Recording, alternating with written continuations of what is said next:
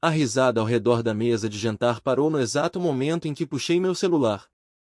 A nova namorada do meu cunhado, aquela que estava me ridicularizando nos últimos 20 minutos, de repente ficou em silêncio absoluto. Meu sogro, que tinha acabado de me dizer para parar de fazer a família dele passar vergonha, encarava minha tela com a boca aberta.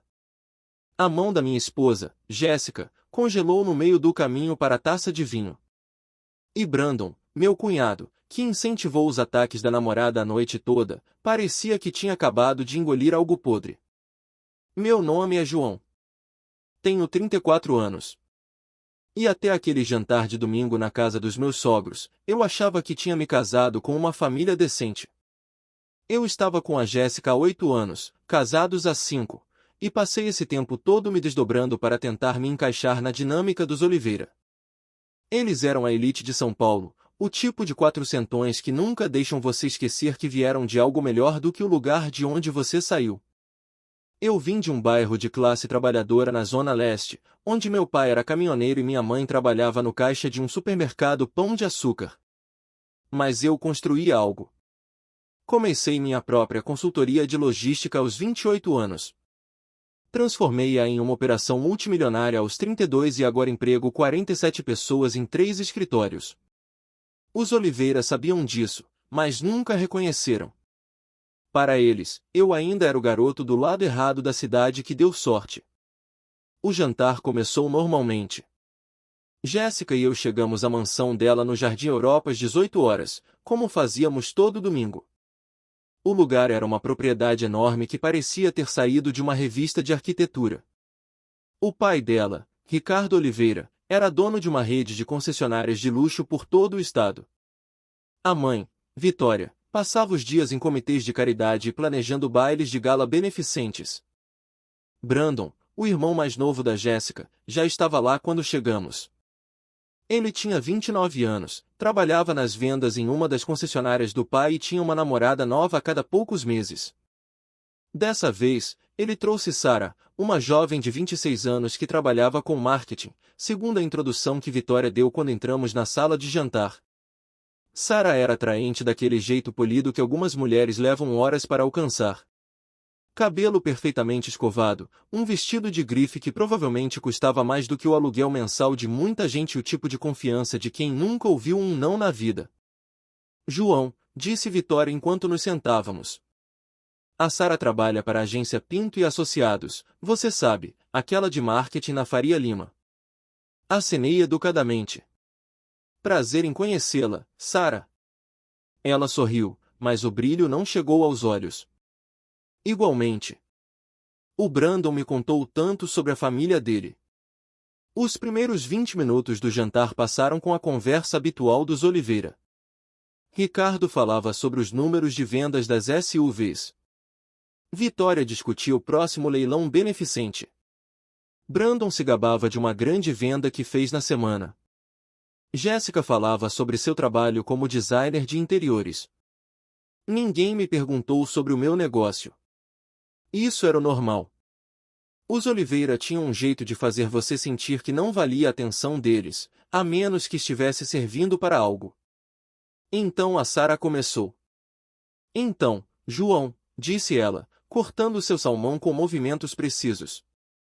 A Jéssica mencionou que você comanda algum tipo de negócio de consultoria. Sim, eu disse. Consultoria logística. Ajudamos empresas a otimizar suas cadeias de suprimentos e redes de distribuição. Ela assentiu devagar, como se eu tivesse acabado de dizer que colecionava tampinhas de garrafa para viver. Parece interessante. Então, tipo, você diz para os motoristas de caminhão para onde ir? Brandon deu uma risada. Jéssica me lançou um olhar de desculpas, mas não disse nada. Não exatamente, respondi calmamente. Analisamos operações logísticas inteiras e desenvolvemos estratégias para reduzir custos e melhorar a eficiência. É um trabalho bastante complexo que envolve análise de dados, modelagem de rede e planejamento estratégico. Sara tomou um gole de vinho, sorrindo de lado. Certo, certo. Erro meu. Então você é tipo um gerente médio, mas para caminhões? Ricardo soltou uma risadinha. Vitória sorriu por trás de sua taça. Jéssica estudava seu prato como se ele contivesse os segredos do universo. Senti o aperto familiar no peito que sempre vinha quando os Oliveira decidiam me lembrar que eu não era realmente um deles. Mas eu tinha aprendido em 8 anos a apenas aceitar. Revidar nunca funcionava, só piorava as coisas. Algo assim, eu disse baixinho. E esse foi o meu erro. No momento em que recuei, Sarah sentiu fraqueza. O Brandon me disse que você cresceu na Zona Leste, continuou Sarah, e agora havia algo predatório em seu tom. Deve ter sido difícil. Quer dizer, eu já passei por lá algumas vezes de carro. Não é exatamente a área mais agradável da cidade. Não era ruim, respondi. Pessoas boas, uma comunidade forte. Ah, eu tenho certeza, disse Sarah com uma falsa simpatia. Todo mundo faz o melhor com o que tem, certo? Quero dizer, nem todo mundo pode pagar o Dante Alighieri ou ter casa de veraneio no Guarujá. É isso que torna o Brasil grande, sabe? Pessoas de todas as origens podem vencer na vida. A mesa ficou em silêncio. Até Brandon pareceu levemente desconfortável, embora ainda estivesse sorrindo. O João se saiu muito bem sozinho, a Jéssica finalmente falou, com a voz baixa. Ah, com certeza. Sarah concordou entusiasticamente. Quero dizer, sair de um lugar desses para comandar seu próprio negóciozinho, esse é o verdadeiro sonho brasileiro. Muito impressionante. Negóciozinho. As palavras pairaram no ar como fumaça. Olhei ao redor da mesa.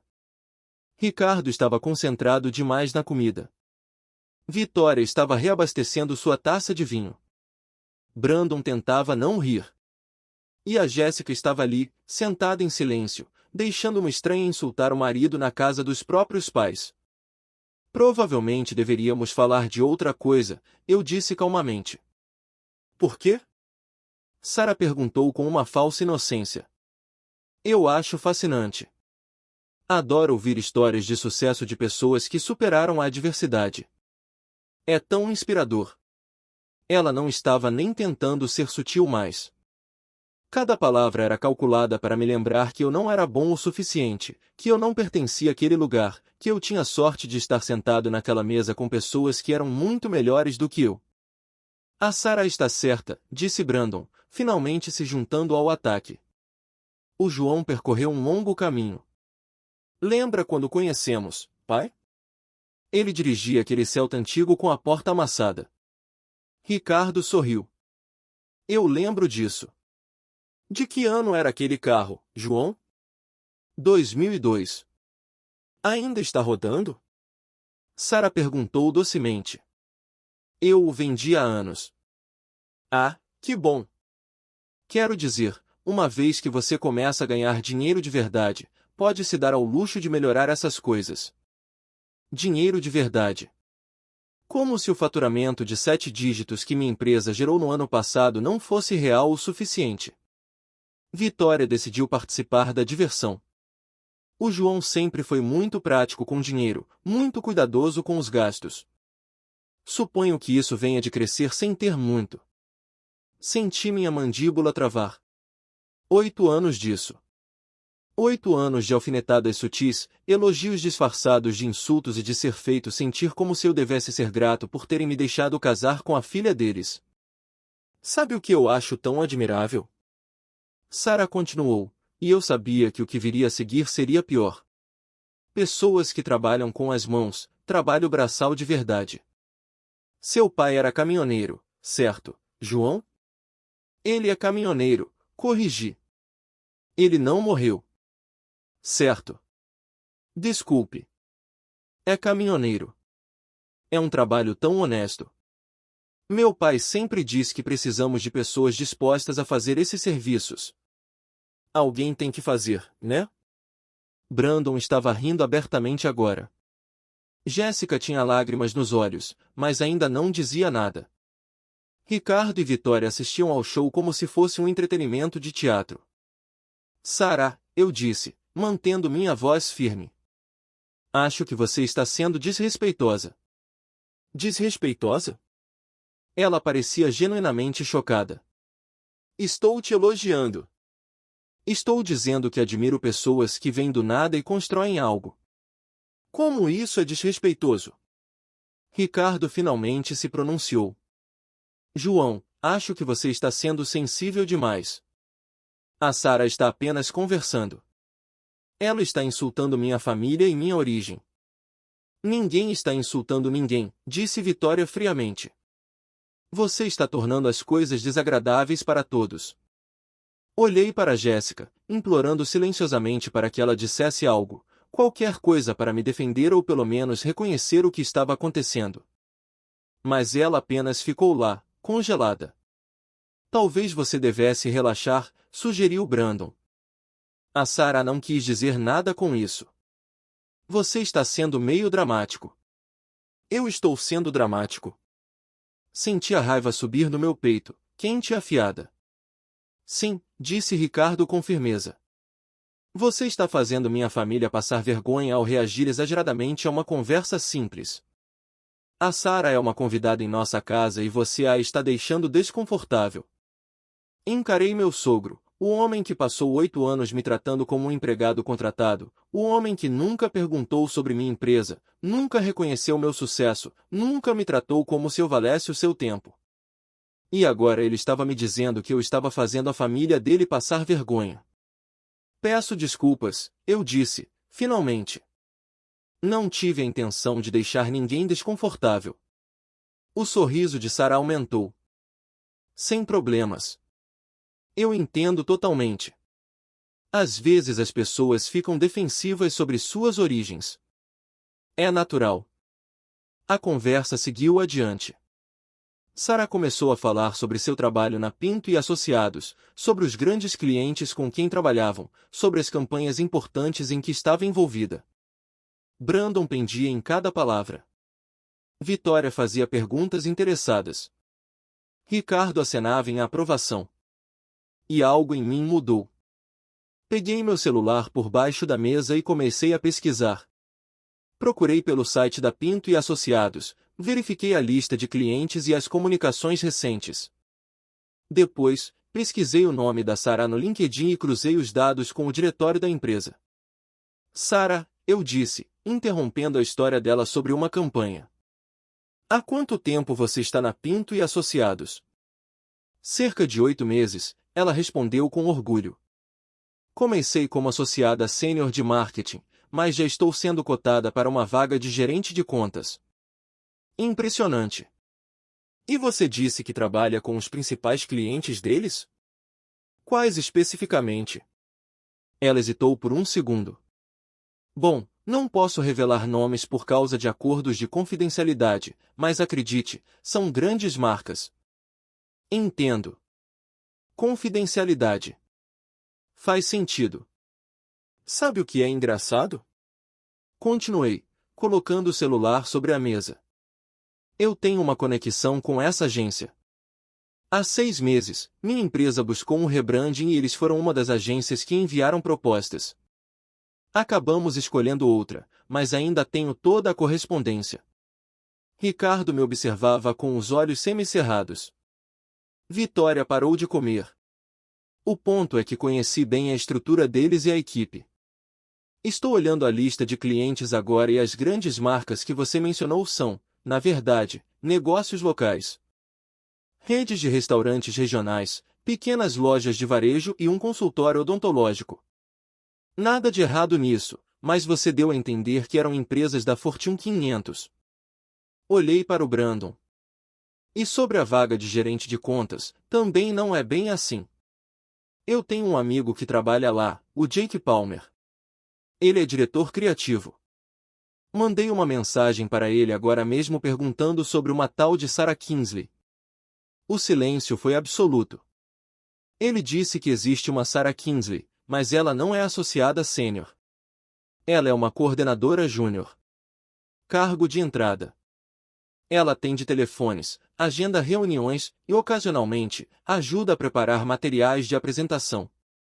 O rosto da Sara passou de pálido para um vermelho vivo. Não existe vaga de gerente sendo considerada. Não existe equipe lidando com grandes contas. Ela é a pessoa que faz cópias e pede o almoço para as reuniões. João. Jéssica começou. Espera, eu não terminei, olhei diretamente para Sara. Você passou os últimos 20 minutos zombando da minha origem, da minha família e do meu negócio. Chamou minha empresa de negóciozinho. Insinuou que eu era pouco mais que um gerente médio e me tratou como um caso de caridade que deu sorte. Virei a tela do celular para a mesa, mostrando o site da minha empresa. Esta é a Morrison Logística.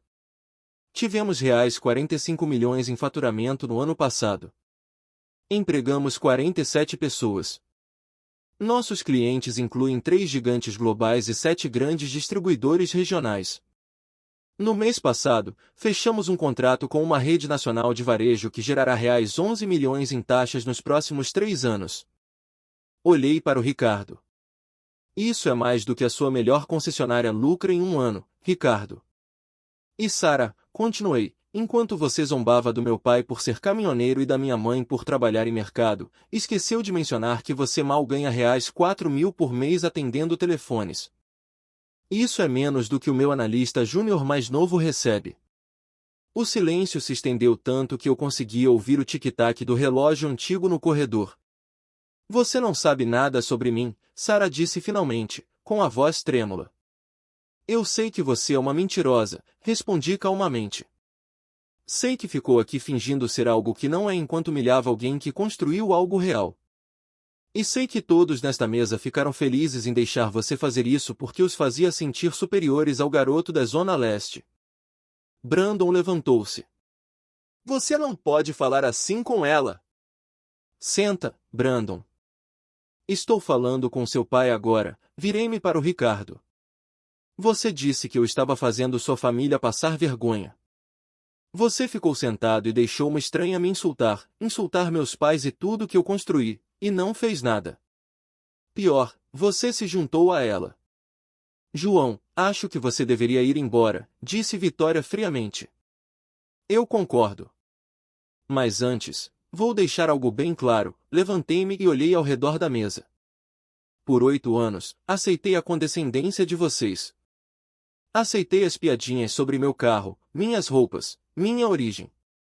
Sorri em cada jantar onde vocês me fizeram sentir que eu deveria ser grato por sentar à mesa de vocês. Olhei para Jéssica. E você nunca me defendeu. Nenhuma vez. Ficou sentada todas as vezes e deixou que me tratassem como se eu estivesse abaixo deles. Como se eu tivesse sorte de estar com você, e não o contrário. João, por favor. Jéssica sussurrou. Chega, eu disse simplesmente. Cansei de fingir que isso é normal. Cansei de aceitar desrespeito de pessoas que realizaram menos do que eu, mas agem como se fossem da realeza. E cansei de ouvir uma recepcionista humilhar minha família enquanto vocês sorriem. Sara estava chorando agora. Vitória estava furiosa e Ricardo roxo de raiva. Jéssica, eu disse, você tem uma escolha. Pode ficar aqui com sua família e deixá-los continuar me tratando como lixo, ou pode vir comigo agora e podemos construir algo melhor do que isso. Todos olharam para ela. Jéssica chorava muito. João, você não pode simplesmente. Ela começou. Sim ou não, Jéssica? Agora. Esperei.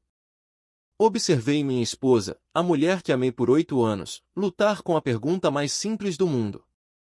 Ficar ao lado do marido ou ao lado das pessoas que passaram 8 anos fazendo-o se sentir inútil. João, minha família.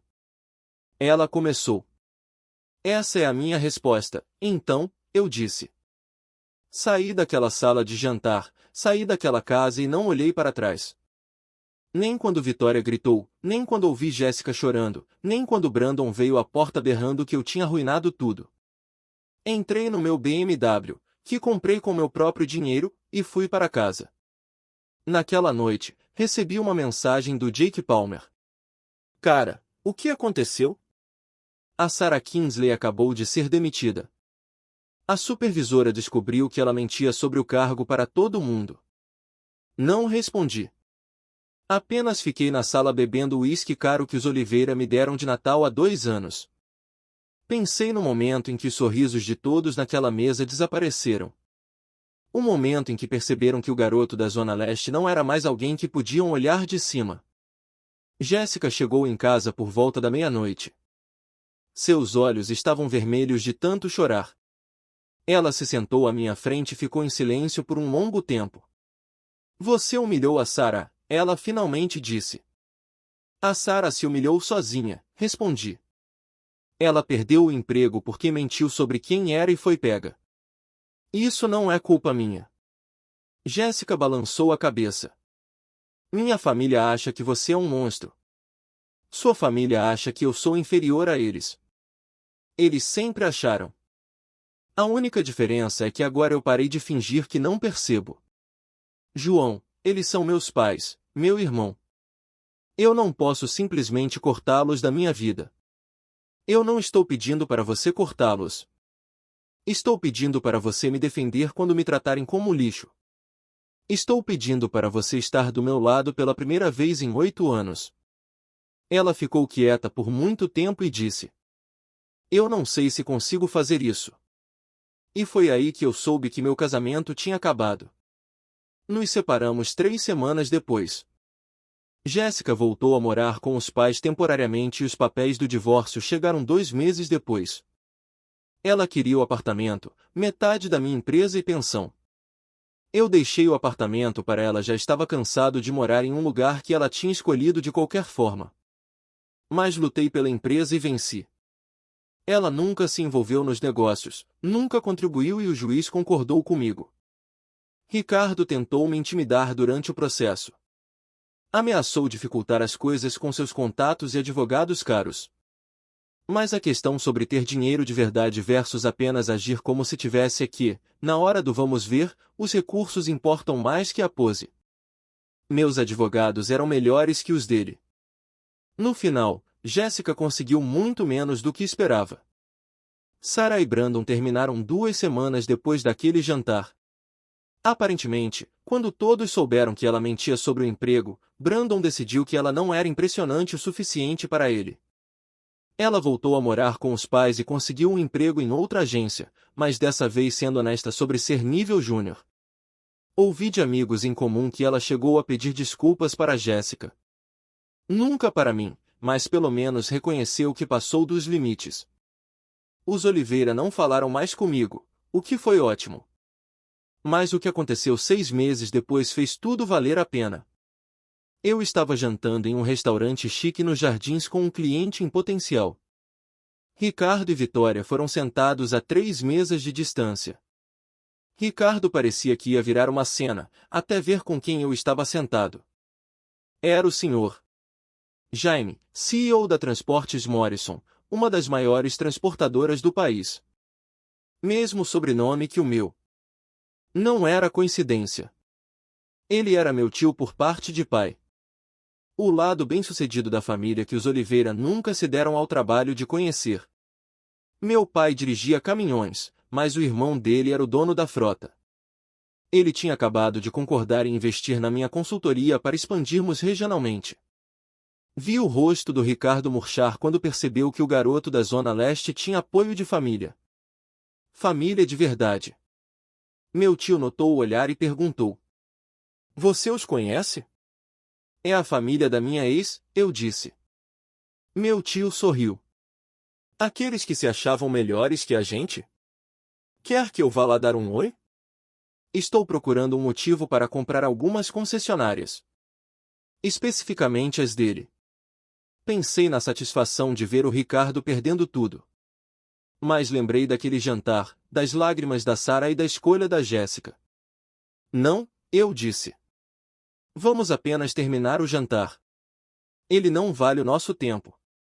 Ao sair, passei pela mesa deles. Olá, Ricardo. Vitória.